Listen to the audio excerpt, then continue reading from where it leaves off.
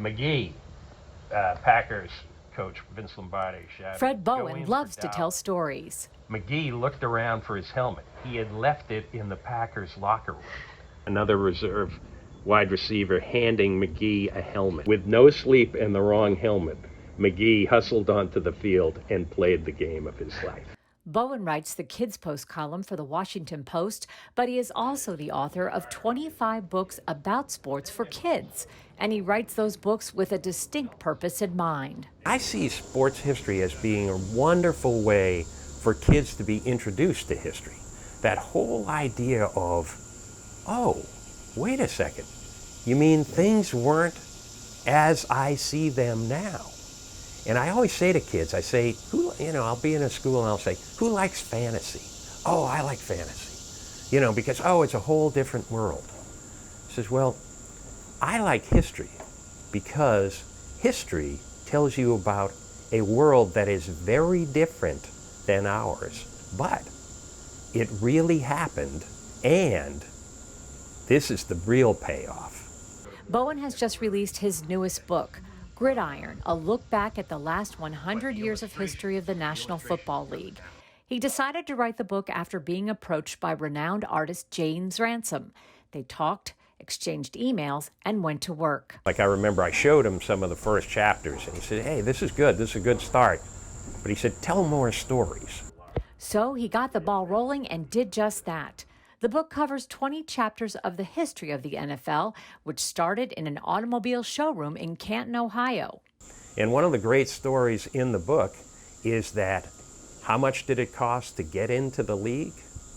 $100. George Halas, who later became the owner and coach of the Chicago Bears, was at the meeting, and he said, oh, nobody paid the money. He said, I doubt there was $100 in the room. I believe the last NFL team that was sold was the Carolina Panthers, and I think it was for $2.5 billion. And as I say to the kids, that's a lot of $100 bills. The book also includes history of some of the greatest games played in the NFL, including a game that will go down as the coldest in history, the Ice Bowl, the 1967 championship game between the Cowboys and the Packers in Green Bay. Minus 13 degrees outside, and the wind chill was a minus 46. Here is a list of the clothing one fan, Bob Kaminsky, wore to the game. Long johns, flannel pajamas, work overalls, a t-shirt, flannel shirt, insulated sweatshirt, and heavy parka. On his head, a face mask with holes for the mouth and eyes and a wool hat.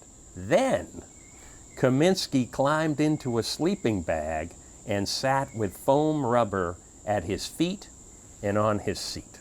Even while doing research for the book, Bowen learned some bits of history that surprised even him, like the 1932 championship game between the Chicago Bears and the Portsmouth Spartans that was to be played in Chicago. A blizzard forced the game to the ice rink where the Chicago Blackhawks played, which had just hosted a circus. And so they had, what it appeared to be grass, almost like straw and stuff. And also some of the droppings that the animals had left. But the game was a hit. They had something close to like 10,000 people were there, which it kind of smelled in the arena. So when you write for kids, that's like, this is the perfect story. It's got everything. One thing he wanted to make sure he conveyed in the book was that football wasn't and isn't a glamorous sport. He included a chapter on chronic traumatic encephalopathy, which he believes could affect the future of the sport. And basically, it's the condition that a boxer or a football player might get because of repeated blows on the head. The book also addresses the racism in the early days of the NFL when black players were not allowed. From 1932 to 1946, there was a gentleman's agreement among the owners that there would be no African-American players. But the first African-American to play was a guy named Kenny Washington. And Kenny Washington had been a All-American football player at UCLA. In fact, was in the same backfield with Jackie Robinson. So he was the one who broke the color barrier. Bowen wrote about some of the great coaches, like Vince Lombardi. And Vince Lombardi was, back in the 1960s, not only a great football coach, but almost became sort of this paragon of a certain kind of person. Hardworking, really dedicated to the task, willing to win. And Paul Brown, who invented the playbook and the face mask. Oh, by the way, you can tell the kids, that's why the Cleveland Browns are named the Browns. It's after him. Yeah, there's lots of stuff you don't know, and it's sort of like, oh, okay.